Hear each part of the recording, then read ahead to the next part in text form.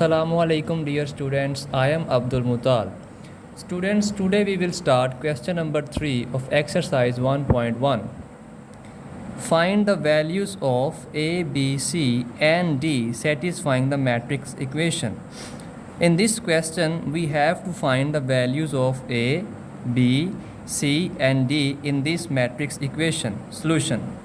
Students, because equality symbol is used between two matrices, so these are equal matrices.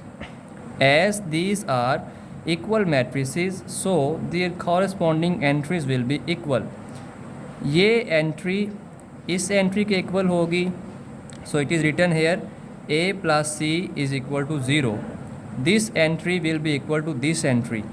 A plus 2B is equal to minus 7. Similarly, this entry is equal to this entry. C minus 1 is equal to 3 and 4D minus 6 will be equal to 2D. 4D minus 6 is equal to 2D. So we get these four equations. Now we will solve these equations and we will find the values of A, B, C and D. From equation number 3, from this equation, C minus 1 is equal to 3.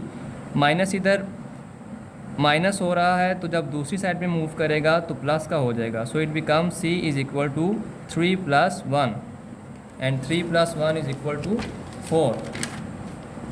So we get the value of C 4. Now putting C is equal to 4 in equation 1 we have. Equation 1 is A plus C is equal to 0. हमने C की जगह 4 replace कर देना है. सो it becomes A plus 4 is equal to 0.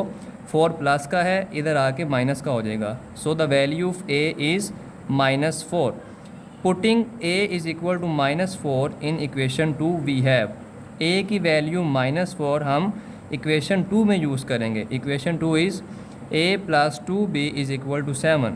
So A की जगह minus 4 replace कर देंगे. It becomes minus 4 plus 2B is equal to minus 7. minus 4 इस साइड पे आके प्लस का हो जाएगा. So it becomes 2B is equal to minus 3. 2 divide हो रहा है, इस साइड पे आके 2 मल्टीप्लाई हो रहा है, इस साइड पे आके डिवाइड हो जाएगा. So it becomes B is equal to minus 3 over 2. minus 3 और 2 डिवाइड होकर minus 1.5 हो जाते हैं. So the value of B is minus 1.5. From equation number 4, 4D minus 6 is equal to 2D. 4D minus 2D is equal to 6. 2D इस side पे आके minus and minus 6 इस side पे plus. 4D minus 2D is equal to 2D is equal to 6. 2 multiply हो रहा है, इस side पे आके डिवाइड हो जाएगा. So we get D is equal to 3.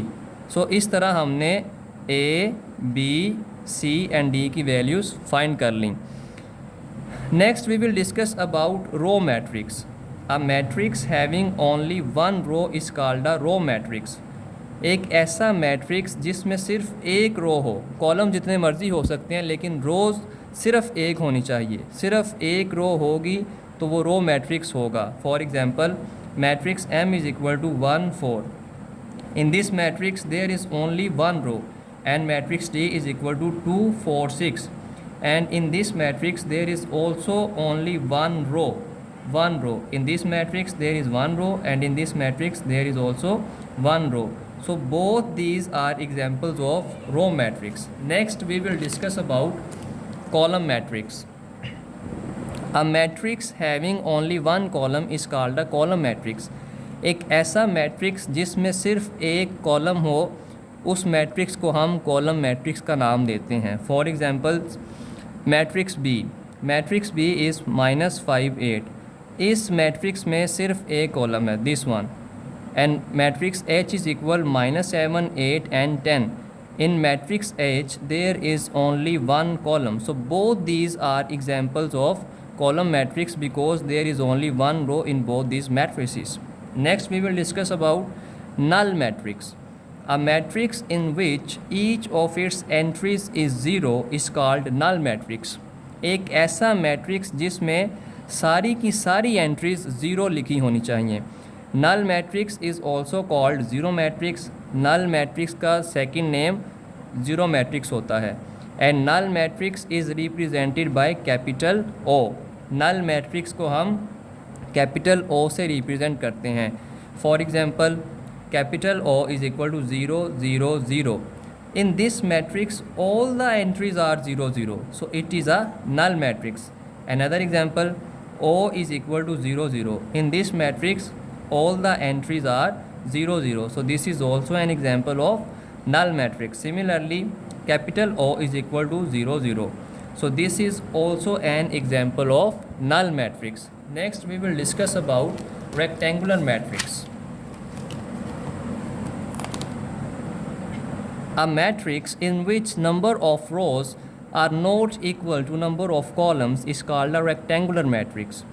एक ऐसा मैट्रिक्स जिसमें नंबर ऑफ रोज और नंबर ऑफ कॉलम्स इक्वल नहीं होते, उस मैट्रिक्स को हम रेक्टेंगुलर मैट्रिक्स कहते हैं.